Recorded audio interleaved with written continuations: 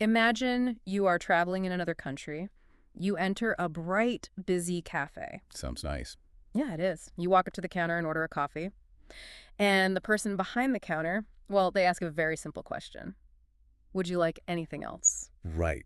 It is a completely normal question. Yeah. And, you understand every single word they said. You even know the simple answer in your head. Exactly. You just want to say, no, thank you. That is all. But suddenly everything changes. You become very nervous. Your heart beats faster. Yeah. Your mind goes completely blank. You wait too long to answer. The silence feels heavy. Finally, you just push out the words, no, finished, and you walk away feeling frustrated. Well, if this has happened to you, take a deep breath. This is an incredibly common experience. You're definitely not alone. That is good to hear. In today's deep dive, we're going to explore exactly why this happens. We will explain why you can understand English perfectly, but still struggle to speak it. And more importantly, we're going to share simple, practical tools to change that.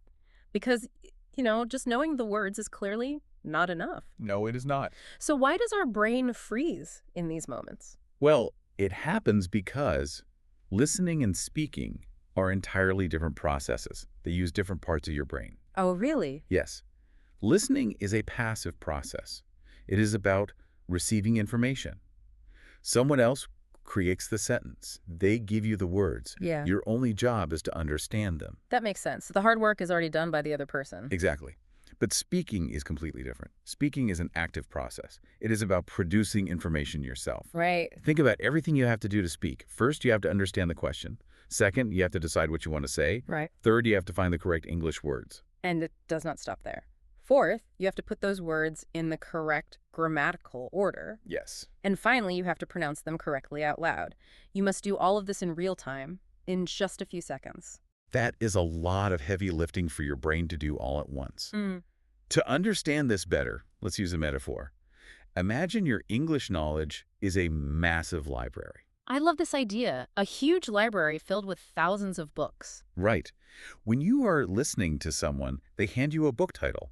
You look at the title, you easily recognize it. You say, I know this book. That is what listening feels like. It is fast and easy. But speaking is a very different experience in this library. When you need to speak, nobody hands you a title. You have to do it yourself. Yes, you have to run through the library yourself. You have to run down the long aisles. You must find the exact book. You must pull it off the shelf.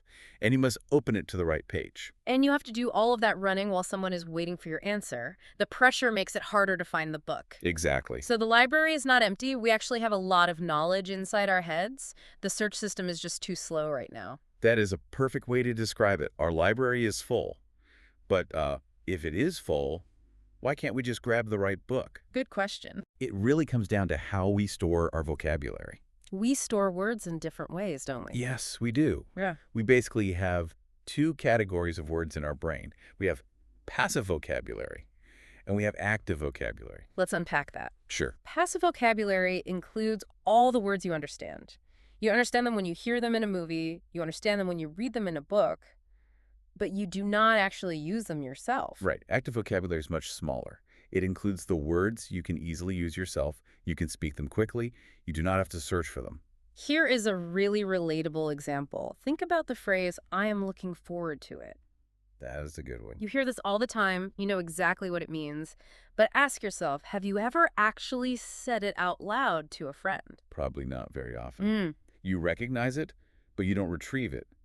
Passive vocabulary is like having tools in a large box. Imagine a large red toolbox. Okay, I see the toolbox. You recognize the tools when someone shows them to you. If I show you a hammer, you know it is a hammer. If I show you a wrench, you know it is a wrench. But knowing what a hammer looks like does not mean I can build a house. Exactly. If a pipe breaks and water is spraying everywhere, well, you face a big problem. If you do not practice using those tools, you will panic. Yeah, that is stressful. You will not know which tool to grab quickly to fix the leak. You will just stare at the box. That is exactly what happens at the cafe. The person asks a question, and we just stare at our mental toolbox. So we must practice using the tools to make them active. We have to move the words from the passive box to the active box. So how do we usually try to find the right tool in the moment? I know what I used to do. I would translate everything inside my head. That is a very common habit for language learners. but translating inside your head causes a massive traffic jam. It really does. Let's look at the steps. First, you think of the idea in your first language. Second, you search your brain for the matching English words. Third, you check the English grammar rules. Finally, you open your mouth to speak. You are taking the longest road possible. Imagine driving from your house to the store. Translation is like driving all the way around the city just to visit the store next door. You are not taking the direct path. I understand that it is slow, but I want to push back on this a little bit. Okay. Shouldn't we try to use advanced English? I want to sound smart and professional, especially at work. I hear that a lot. What does sounding professional actually mean to you? Well, imagine I am late for a very important business meeting. Shouldn't I walk in and explain it properly? I feel like I should say, I sincerely apologize, but I experienced an unexpected traffic problem on the highway. It is a beautiful sentence. Yeah. But you do not need to do that. This is a big trap for learners. Simple English is not bad English. But won't people think I have a poor vocabulary? Not at all. Clear communication is always better than complicated communication. Saying, I am sorry I am late, there was a lot of traffic, is completely perfect. Native speakers use simple English all the time. There was a lot of traffic.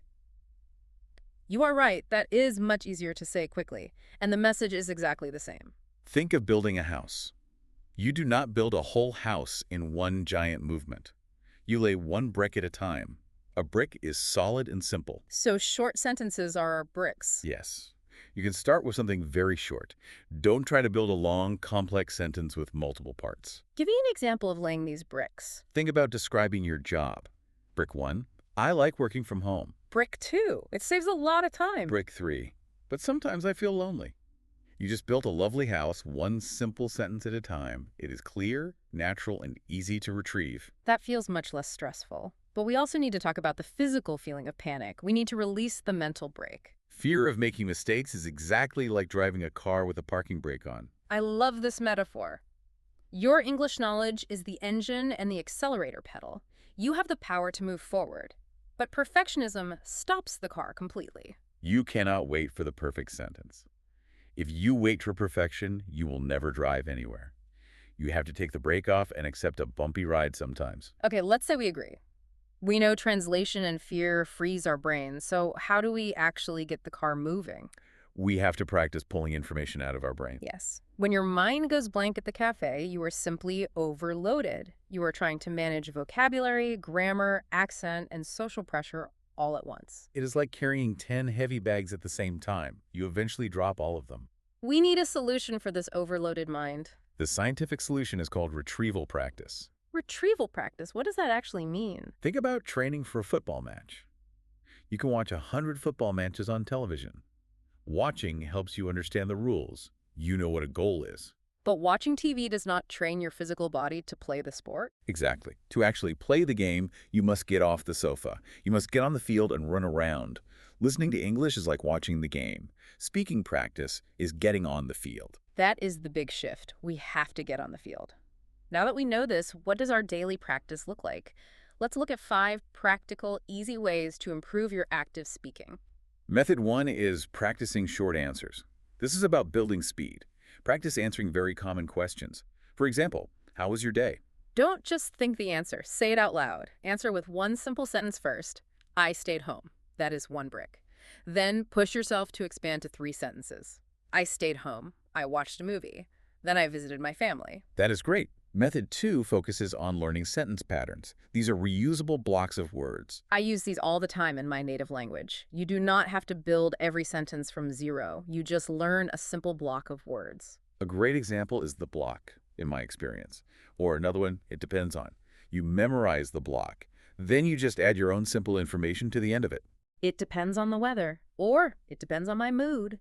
You only had to search for one word, not the whole sentence. That saves so much mental energy. It really does. Method 3 is speaking aloud every single day. You don't need a partner for this. Describe your daily actions out loud to an empty room.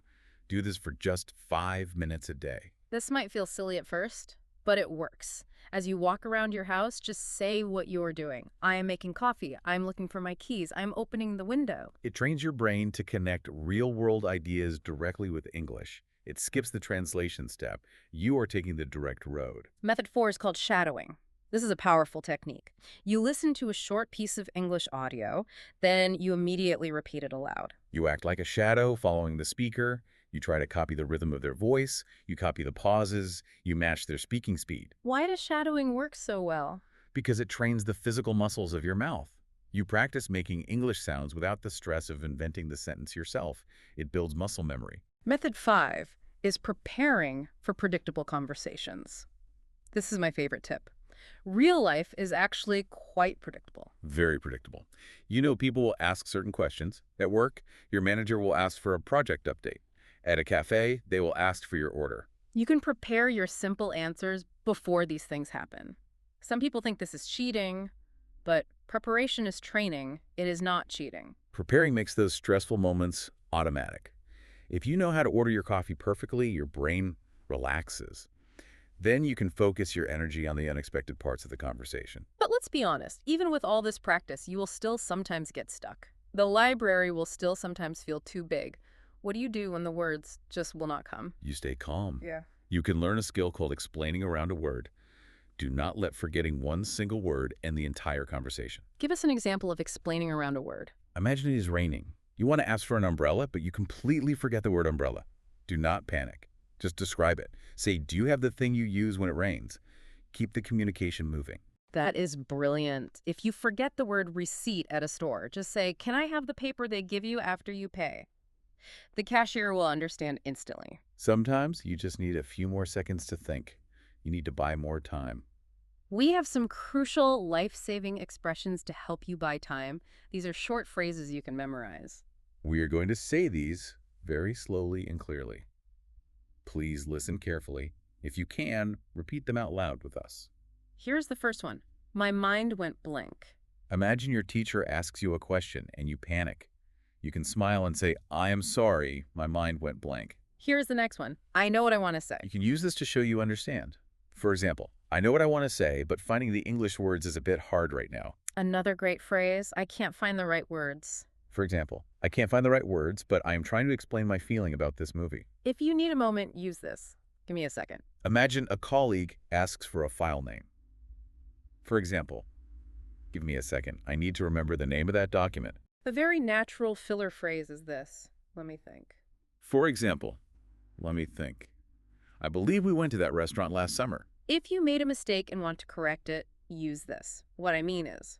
For example, what I mean is, I enjoy my job, but it is very tiring. And finally, if you get completely lost in a sentence, let me try again. For example, let me try again. I was not angry with you. I was just very tired. Memorize a few of those phrases. They will act as your safety net. We've discussed a lot of big ideas today. To ensure these concepts really stick in your memory, it's time for a quick vocabulary review. I agree. Let's make sure we clearly understand the most important English terms we use today. I will explain these calmly and provide a clear example. Let's maintain a very steady, patient pace here. Let's start with recognize. Recognize means to know something because you have seen or heard it before. Example, I recognize this English word when I hear it in a song. Next is retrieve. Retrieve means to find and bring information back from your memory. Example, I know the correct word, but I cannot retrieve it quickly enough. We talked a lot about passive vocabulary. Let's define it clearly. Passive vocabulary refers to the words and expressions you understand, but you do not naturally use yourself.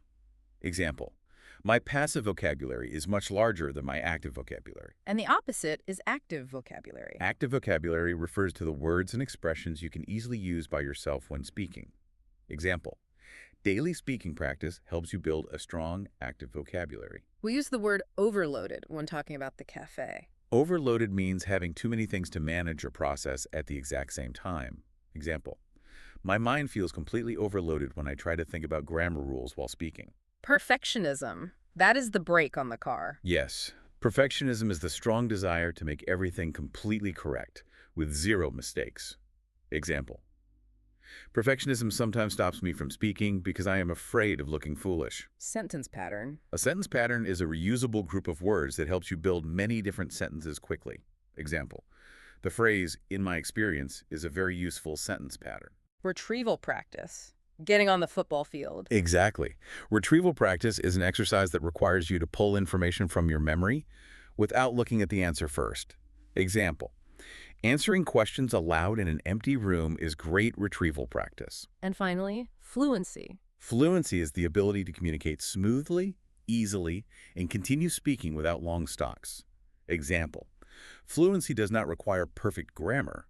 It requires smooth communication. Excellent. Now that you have the vocabulary and you know the methods, how do you actually start? You need a clear plan. Here is a very simple 7-day speaking plan to get you moving.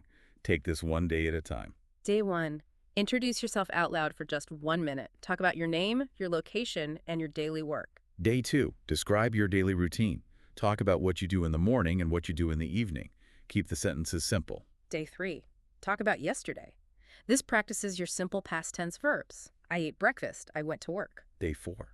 Talk about your plans. Explain what you will do next weekend. Use future tense. I will meet my friends. Day 5. Give an opinion on a very simple topic. Talk for 1 minute. For example, answer this question: is working from home better than working in an office? Day 6. Practice a real-life situation. Pretend you're checking into a hotel or ordering food at a restaurant. Speak both parts of the conversation. Day 7. Record your 1-minute introduction again. Then listen to it. Compare it to your first day. Notice how much smoother it feels. Notice your progress. That is a wonderful, simple plan. Anyone can find 5 minutes a day to do that. Now, as we finish our deep dive today, let us return to that stressful cafe scene from our introduction. You walk into the bright cafe, you approach the counter, you order your coffee. The employee looks at you and asks, "Would you like anything else?" But this time, you understand the process. You take a breath. You do not panic. You do not try to build a long, complicated sentence about how you are full from breakfast. You simply use the small, perfect bricks you prepared.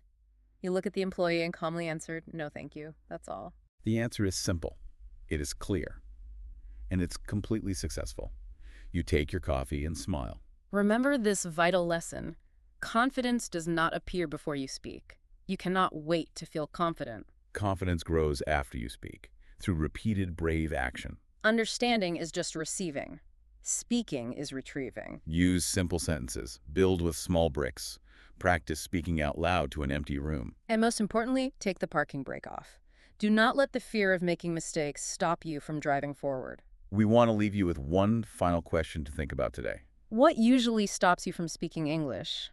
Is it fear of making mistakes? Is it translating inside your head, forgetting the right words? Or is it something else entirely? We invite you to leave a comment with your answer.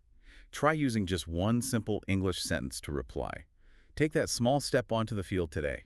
Please subscribe to the Deep Dive for more lessons and insights. Keep practicing, be kind to yourself, and thank you so much for joining us today.